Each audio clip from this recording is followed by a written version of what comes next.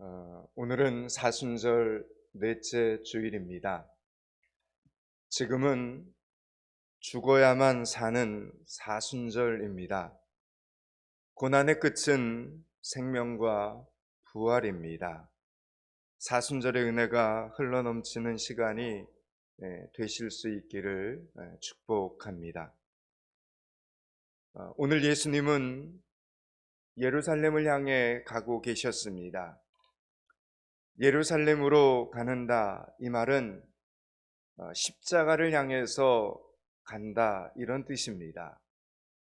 오늘 본문에 한 청년이 등장을 하는데 예수님께서 예루살렘으로 향하는 그 길 도중에 만난 한 사람입니다.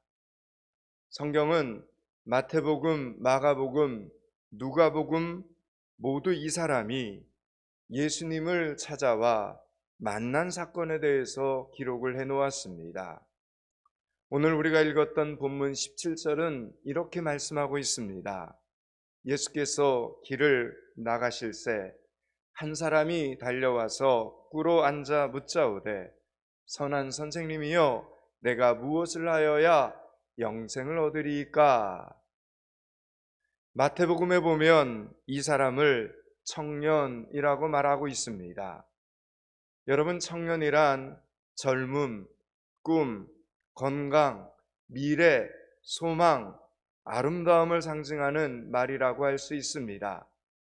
젊음이라는 것은 이 세상 무엇과도 바꿀 수 없는 인생의 꽃입니다. 지금 예수님을 찾아온 이 사람은 젊음을 가지고 있었습니다. 그리고 대부분의 젊은이들은 젊음은 있지만 사실 돈은 그리 많지 않은데 이 사람은 놀랍게도 청년이면서도 부자였습니다. 오늘 보면 22절에 보니 그 사람은 재물이 많은 거로 라고 말씀하고 있습니다. 젊음이 있고 돈도 있다는 것만으로도 자신감이 넘치고 도도하고 의기양양할 만한 그런 사람이었습니다. 그런데 이 사람이 가진 것이 이 정도로 끝나고 있지 않다라는 겁니다. 누가복음에 보면 이 청년을 관원이라고 말씀하고 있습니다. 그 당시에 관원이란 유대회당의 지도자이거나 사내들인 공회원을 말합니다. 70명으로 구성된 사내들인 공회는 입법, 행정, 사법부를 총괄하는 최고 의결기관이었습니다. 오늘날의 국회의원보다 훨씬 더 막강한 권력을 가지고 있었습니다. 이렇게 이 청년은 아주 젊은 나이에 이런 높은 권세를 가진 관원이었고 돈만 많은 사람이 아니라 엄청난 실력을 겸비한 능력자라는 것입니다. 그런데 이 청년의 이 스펙이 여기서 끝나질 않습니다. 대개 돈과 명예와 권력을 갖춘 사람들은 도덕적인 약점이 있기 마련입니다. 여자 문제가 있다든지 위아래를 몰라보고 다른 사람을 무시하는 교만함이 있을 수 있습니다. 그러나 이 청년은 놀랍게도 젊은 나이에도 불구하고 도덕적으로나 윤리적으로나 방종하지 않았습니다. 오늘 본문 19절과 20절을 함께 읽겠습니다. 19절 20절을 같이 읽습니다. 내가 계명을 안 하니 살인하지 말라, 간음하지 말라, 도둑질하지 말라, 거짓 증언하지 말라, 속여 빼앗지 말라, 내 부모를 공경하라 하였느니라. 그가 여짜오되 선생님이여 이것은 내가 어려서부터 다 지켰나이다. 아멘. 이 청년의 고백은 진실이었습니다. 그는 성인이 되어서 좀 더 철이 들어서 이렇게 착한 삶, 선한 삶을 시작한 것이 아니라 어려서부터 흠잡을 데 없는 삶을 살아온 것입니다. 세상적인 기준으로 봤을 때 이쯤 되면 이 사람은 어디에 내놔도 정말 손색 없는 사람입니다. 자랑스러운 아들이요 최고의 사윗감입니다. 아니 어떻게 이렇게 완벽할 수가 있나 싶은 이 청년은 계속해서 우리를 놀라게 합니다. 이 청년이 예수님께 이제 질문한 내용이 또한 범상치 않습니다. 예수님께 달려온 이 청년은 오늘 예수님을 선한 선생님 이렇게 부르면서 내가 무엇을 하여야 영생을 얻겠습니까? 이렇게 질문을 던집니다. 여러분, 질문은 곧 그 사람의 수준입니다. 이 청년의 궁극적인 질문은 영생에 있었습니다. 영원한 생명, 그러니까 구원에 대한 질문을 하고 있습니다. 실로 대단합니다. 그런데 여기서 내가 무엇을 하여야 영생을 얻을 수 있느냐 이렇게 묻는 것으로 보아서 청년은 자기가 무엇인가를 해야지만 영생을 얻을 수 있다 이렇게 생각했다라는 겁니다. 그러면 제가 여러분에게 한번 묻겠습니다. 여러분, 구원이라는 것이 여러분이 무엇을 잘하면, 열심히 하면, 최선을 다해서 하면 여러분의 어떤 행위로 구원을 받을 수 있는 것입니까? 만약 그렇다면 예수님께서 왜 굳이 십자가를 지셔야 하시겠습니까? 예수님 없어도 구원을 이루고 영생을 얻을 수 있는데 왜 그 참혹한 십자가에 매달리려고 예수님은 지금 예루살렘을 향하여 올라가셔야 하겠습니까? 예수님께 달려온 이 청년은 지금 구원에 대해 오해를 하고 있었습니다. 구원에 대하여 잘못 알고 있었다라는 것입니다. 이 청년뿐만 아니라 오늘날 수많은 청년들이 구원에 대하여 잘못 이해하고 있습니다. 무엇인가를 열심히 해서 구원을 받는다라고 생각합니다. 사실 무엇인가를 열심히 해서 성공을 이루려고 하는 것은 어쩌면 젊은이들의 올바른 특성입니다. 여러분, 이런 젊은이들 칭찬해 주어야 마땅합니다. 게으르고 사기치는 사람이 나쁜 사람이지 이렇게 열심히 사는 청년은 칭찬받아야 마땅한 사람 아닙니까? 그래서 이 열심히 있는 청년이 비록 구원에 대한 잘못된 기초를 가지고 있더라도 영생에 대한 궁극적인 질문을 가졌다는 이 자체만으로도 예수님의 눈에는 그냥 그 청년이 사랑스러워 보였던 것입니다. 그렇습니다. 세상 부족한 것이 없는 청년이 구원에 대하여 갈망을 가지고 하나님의 교회에 나오기 시작했다면 여러분, 칭찬해 주어야 됩니까? 비난해야 됩니까? 칭찬해야 합니다. 그래서 예수님께서는 이 능력 있는 청년의 생각을 전환시켜 줄 수 있는 대답을 한 가지 해주십니다. 오늘 본문 21절의 말씀입니다. 21절을 같이 읽습니다. 예수께서 그를 보시고 사랑하사 이르시되 내게 아직도 한 가지 부족한 것이 있으니 가서 내게 있는 것을 다 팔아 가난한 자들에게 주라. 그리하면 하늘에서 보화가 내게 있으리라. 그리고 와서 나를 따르라 하시니. 아멘. 여러분, 그런데 예수님의 이 말씀 한마디가 강력한 한방이었습니다. 예수님의 이 말씀을 들은 청년은 동공에 지진이 일어났습니다. 왜 그렇습니까?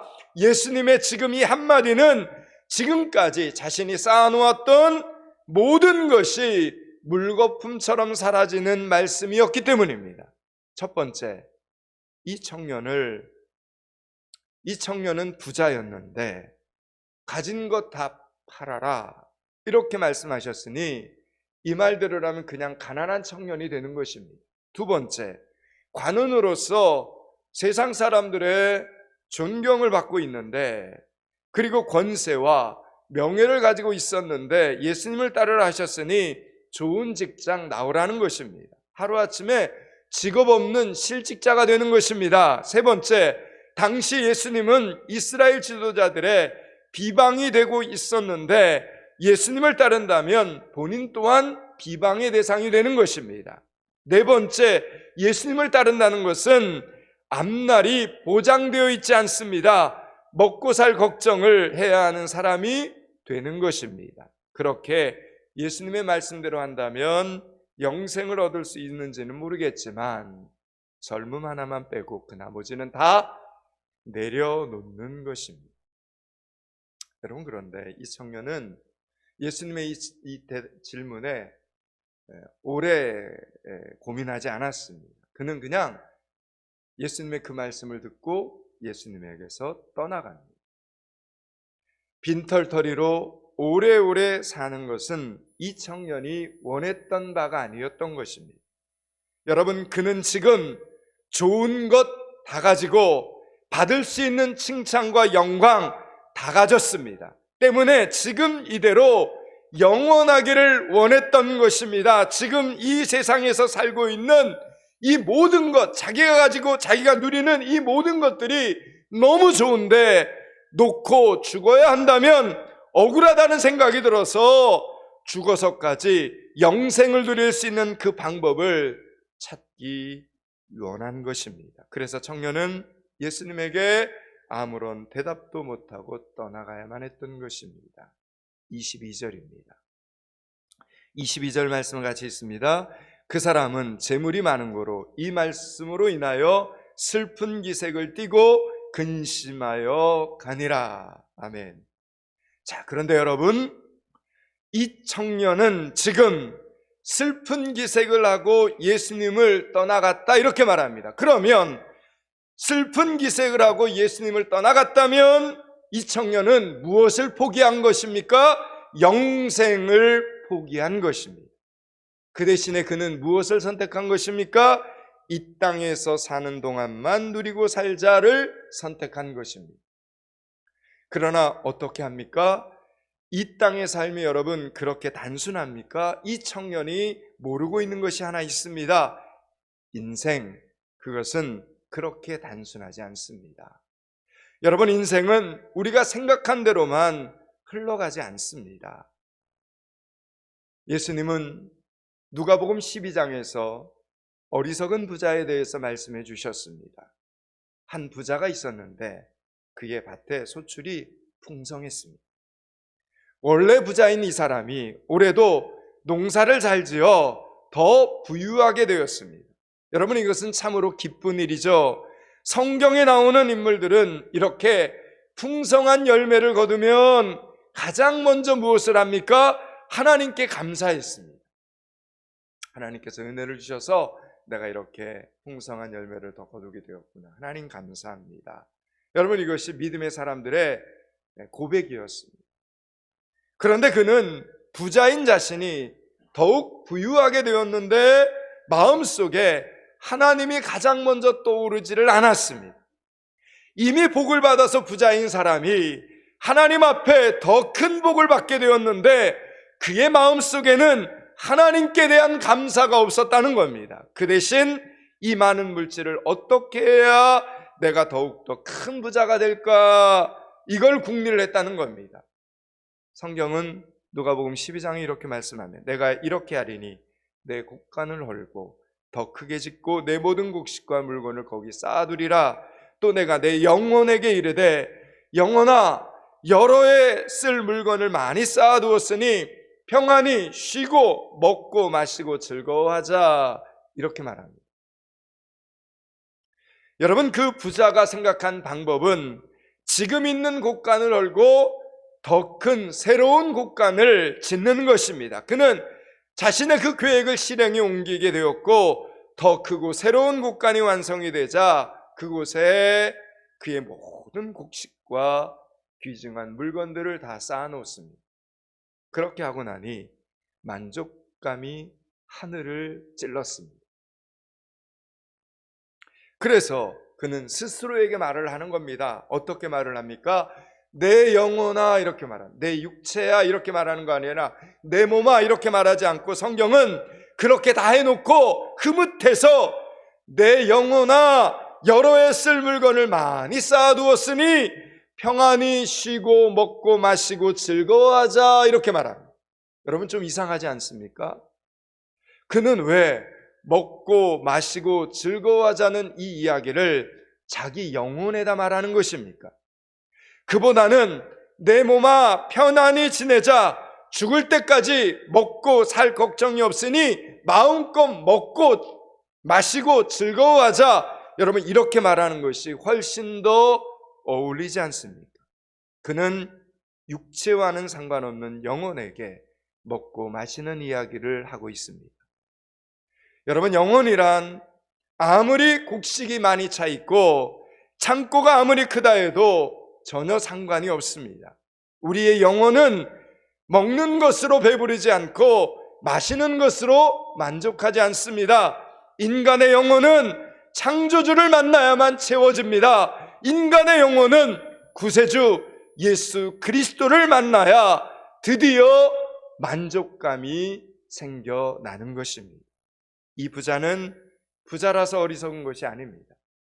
이 부자는 자신의 영혼이 있다는 것을 알면서도 그 영혼이 매 끼니마다 맛있는 것을 먹고 마시면 만족할 것이다, 이렇게 생각했기 때문에 어리석은 부자가 된 것입니다. 그때 하나님께서는 이 부자에게도 결정타를 날리십니다. 하나님께서는 이 사람을 오늘 밤 데려가시겠다, 이렇게 말씀하셨습니다. 성경은 하나님이 이르시되 어리석은 자여, 오늘 밤에 내 영혼을 도로 찾으리니 그러면 내 준비한 것이 누구의 것이 되겠느냐, 이렇게 말합니다.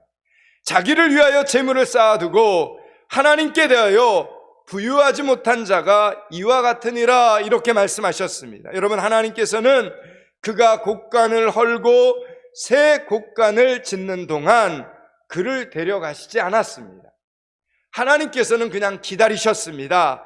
새 곡간이 다 완성될 때까지 기다리신 것이 아니라 새 곡간을 짓는 그 시간 동안 하나님은 그 사람이 깨닫기를 기다리셨습니다.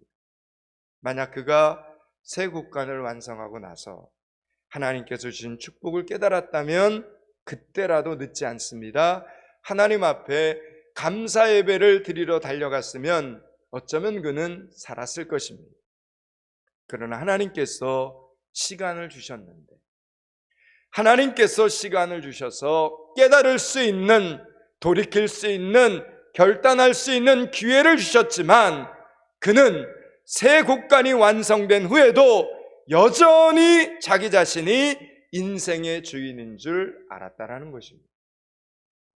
그래서 이제 더 이상 그에게는 시간도 기회도 남지 않은 것입니다. 왜 하필 새 곡간이 완성이 되어 이제 좀 멋있게 인생을 좀 누려보려고 하는 그때 왜 나를 데려가시느냐 따지는 것이야말로 어리석습니다. 하나님께서는 오히려 그에게 시간을 주셨다는 것입니다. 많은 사람들은 하나님을 향하여 이런 오해들을 하죠. 이제 좀 살만하니 병에 걸린다. 이제 좀 살만하니 늙어버렸다. 남편이 속을 썩이다가, 아내가 속을 썩이다가, 자식이 속을 썩이다가 이제 좀 살만하니 죽을 때가 되어버렸다라고 하나님을 원망합니다. 여러분, 그러나 그것은 오해입니다. 그동안 하나님은 우리를 참고 또 참고 기다리셨습니다. 새 곡간을 짓는 동안, 살만해지는 동안 하나님은 오래 참고 기다리셨습니다. 인생의 주인이 하나님이라는 이 사실을 깨닫게 되기를 기다리셨지만 살만하게 되어서도 여전히 인생의 주인이 누구인지 모르는 사람처럼 살기 때문에 오늘 밤이 마지막 밤이 되는 것입니다. 어리석은 부자는 평생 곡간을 바꾸는 인생을 살 뿐이었습니다. 하나님은 그런 그에게 이렇게 질문을 합니다. 내 준비한 것이 누구의 것이 되겠느냐? 지금 곡간을 멋있게 지어놓고 크게 지어놓고 거기에 귀중한 것들을 다 쌓아놓았는데 하나님이 말씀하십니다. 내 준비한 것이 그러면 누구의 것이 되겠느냐? 애써 지은 새 곡간과 그 곡간을 가득 채운 좋은 것들은 자신의 것이 아닌 것이 분명합니다.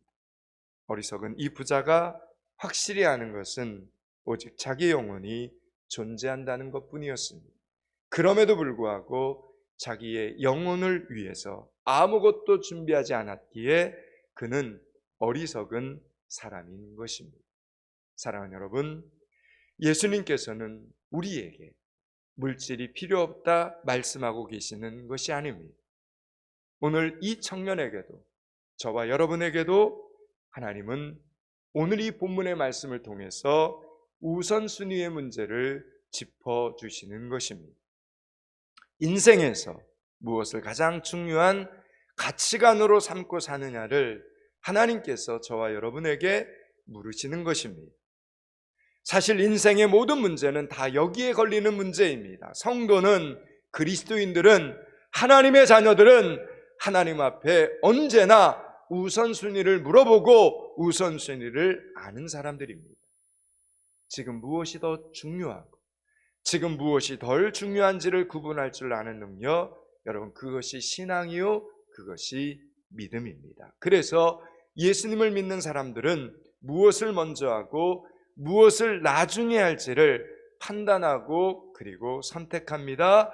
그리고 그 기준은 언제나 예수 그리스도입니다. 예수님의 말씀, 하나님의 말씀입니다. 오늘 본문에서는 청년이 예수님께 달려와서 물었지만 청년이든 장년이든 노인이든 다 똑같습니다.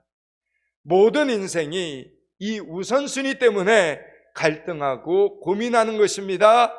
정말 중요한 것을 덜 중요하게 여기고 덜 중요한 것에 목숨을 걸고 그거 아니면 죽을 것처럼 물고 늘어지니까 하나님을 원망하게 되는 것입니다. 나중에 해도 될 일을 기필코 지금 해야 되겠다고 하고 지금 반드시 해야 할 일을 나중에 돈을 벌면 하겠다고 하지 않습니까? 지금은 먹고 살기 위해서 돈 벌어야 하니까 교회에 못 다닌다고 합니다. 지금은 하고 싶은 일이 너무 많아서 예수님을 못 믿겠다고 합니다. 나중에 믿겠다고 합니다. 나중에 이렇게 이야기를 합니다.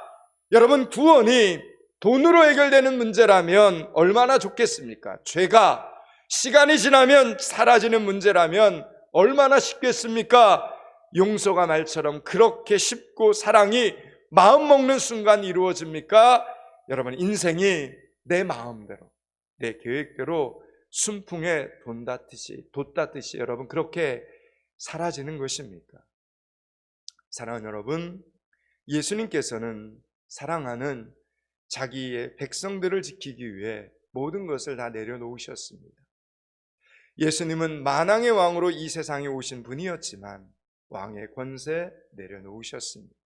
사람들의 조롱 그리고 침뱉음 다 당하셨습니다. 주먹으로 얼굴을 때려도 당하셨고 따귀를 맞으면서도 예수님은 아무 말씀하지 않으셨습니다.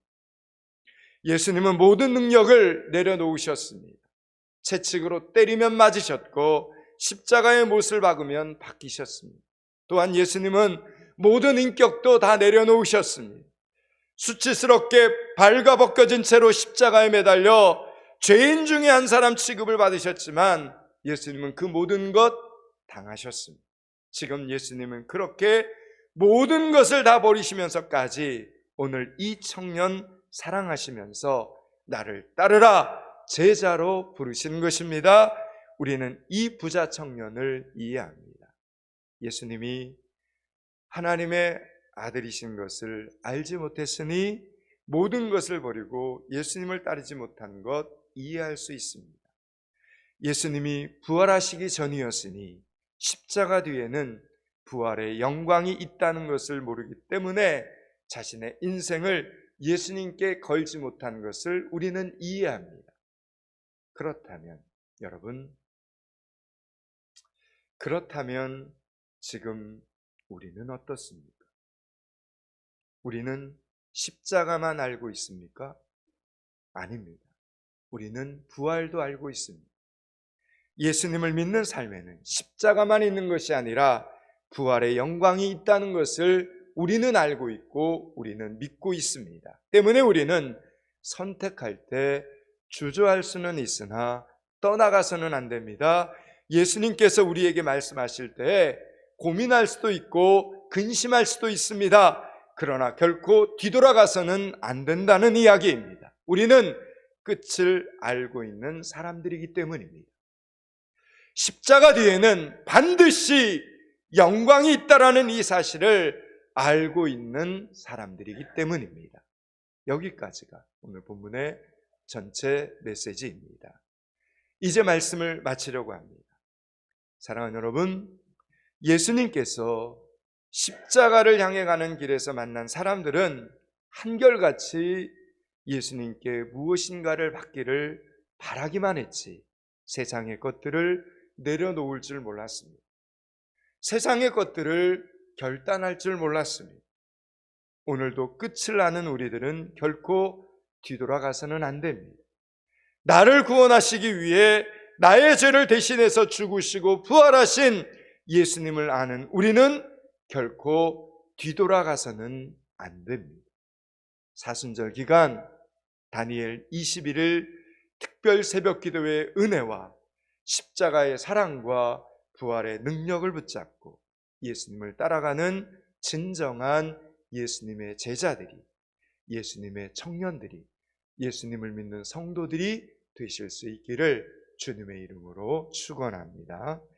기도하겠습니다. 하나님, 인생의 끝을 알고 있는 사람들처럼 달려가게 하여 주시옵소서. 주신 말씀 붙잡고 깨어있는 삶을 살게 하여 주시옵소서.